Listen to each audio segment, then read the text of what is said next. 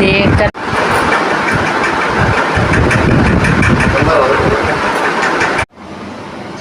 आज की अष्टमी है।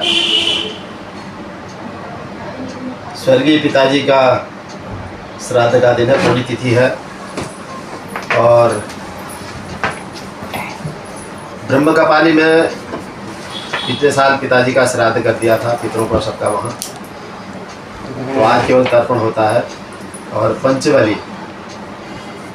तो आज सौभाग्य मिल रहा है मुझे अपने पितरों को, मातृपक्ष, पितृपक्ष, अन्य पक्षों के सभी पितरों को याद करने का, स्मरण करने का, उनको अंजलि देने का सौभाग्य मिल रहा है। तर्पण में पितृ लोग जल आदि से तृप्त होते हैं। इसमें सबसे पहले पिता, दादा, परदादा, उसके बाद माँ, दादी, परदादी, उसके बाद नाना, परनाना, षडनाना, नानी, परनानी, षडनानी, सास, ससुर, बुआ, बड़ी बुआ हमारी नहीं है तो बड़ी बुआ को, और फूफा जी को, फिर छोटी बुआ भी नहीं है उनको, और उनके हस्बैंड को, उनके लड़के को। इधर यही हालत बड़ी बुआ के साथ भी है, बड़ी बुआ भी नहीं है, उनके हस्बैंड भी नहीं है, तो और उनका एक बेटा भी नहीं है, तो उनको अंजलि।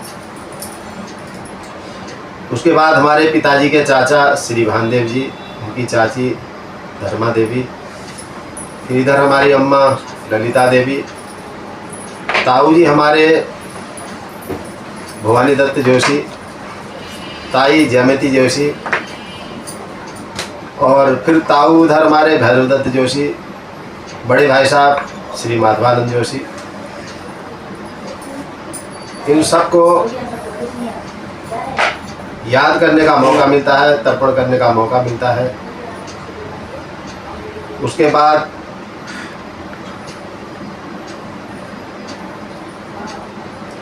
जो भी देवासुर, नाग, यक्ष, किन्नर, गंधर्व जो भी हैं, घर में कीट पतंग जो भी जाने अनजाने में जिनकी यहाँ पर मृत्यु हो जाती है, उनको भी तर्पण मिलता है।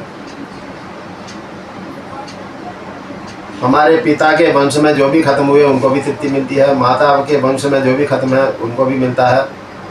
गुरु को तर्पण देने का सौभाग्य तर्पण के दिन ही मिलता है।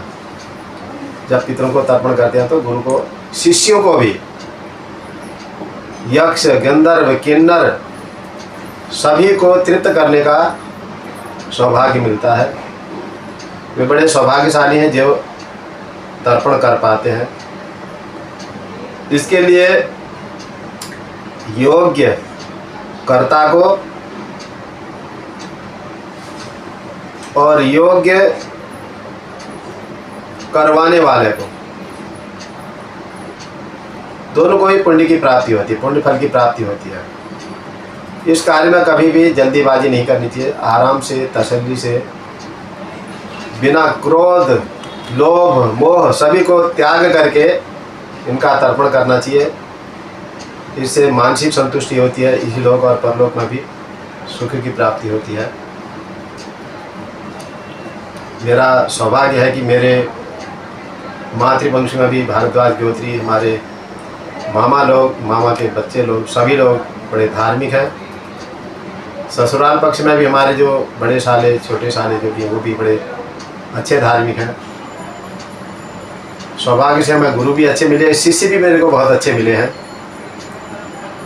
और जजमान भी मेरे बहुत अच्छे हैं, क्योंकि शिष्य का मतलब होता है जजमान भी होते हैं। देवासुरा तथा नागा, यक्षा, गंधर्व, किन्नरा, पिशाचा, गृहिका, सीता, कुष्मांडातर तथा, कहा इसमें, क्योंकि तर्पण के लास्ट में आता है गुरुवास्त्र तृप्यताम, जितने गुरु हैं उनको भी तृप्ति कहते हैं। शिष्यास्त्र तृप्यताम, शिष्यों को भी। शिष्य का मतलब ये नहीं कि जिनको हमने पढ़ाया वही, जो हमारे जजमान लोग हैं, अच्छे लोग हैं, जिनको हम वास्तव में अपना शिष्य मानते हैं, सेवक मानते हैं, तो उनको भी तृप्ति मिलती है। यक्ष, गंधर्व, किन्नर, आप देखिए कितना सौभाग्य बात है। कीटे, पतंग जो हमारे पहले बत्ती उत्ती जलाते हैं, कभी उसमें कीड़े घूम घूम करके मर जाते हैं, तो उनको भी तृप्ति मिलती है।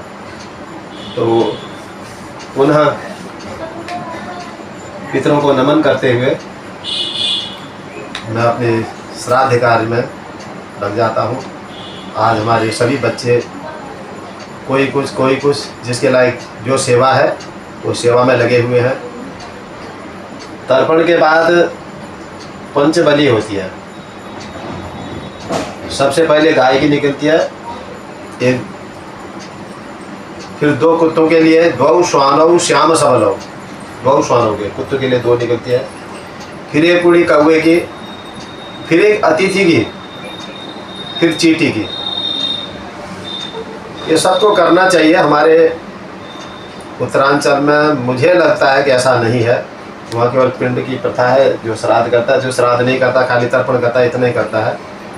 अगर जो मेरे को देख रहे हैं, मेरे को सुन पा रहे हैं, तो मैं उनसे निवेदन करूँगा और प्रार्थना करूँगा कि श्राद्ध वाले दिन पंचबली जरूर कराएं, ताकि हमारे पितरों को भी तृप्ति मिले और उन 5 को भी, वो भी प्रसन्न रहे।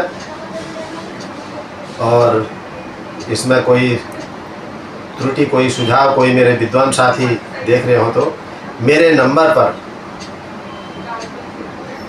उसको लिख करके भेजें, ताकि मुझे खुशी होगी तो मैं आगे और कुछ इसका प्रचार और प्रसार करूं। पितृदेवताभ्यो नमः। अब मैं लग गया अपने पितृतर्पण में। सभी को नमन, स्वागत।